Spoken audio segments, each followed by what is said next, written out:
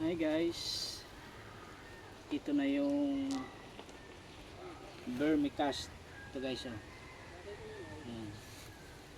Ito na yung dumi ng bulate. Ito na yung vermicast nya. Ayan. Galing yan dito sa African Nightcrawler.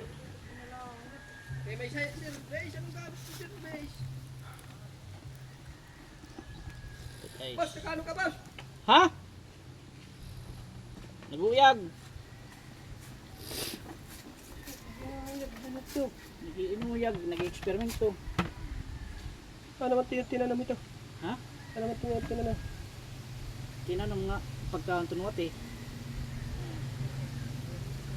Ito pa guys, yung beadings nya. Dito siya sa ibabaw. Dito na po sa ibabaw. Yan. Ito yung nagagawang pataba. Yan guys.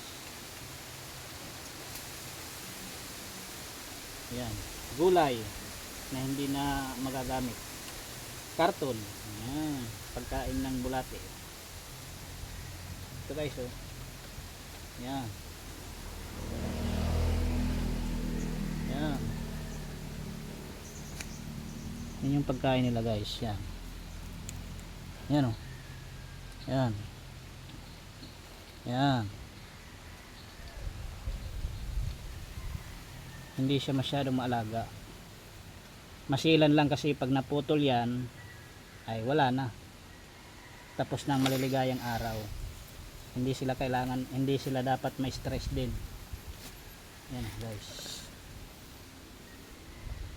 Yan yung African Nightcrawler. Yan. Yan guys. Yan. Yan ka na. Dito sila sa ibabaw na dumi. Yan. Kakaiba ito sa earthworm na tinatawag guys. Kasi yung dumi ng African Nightcrawler nagagawang pataba. Iba yung ibang klase yung dumi nila eh. You know, butlig-butlig. Yan. Mga isang buwan nito guys, mauubos na itong pagkain nila. Yan. Malamig sa kamay. Yan guys. Oh. Yan guys. Magalaga tayo ng bulate.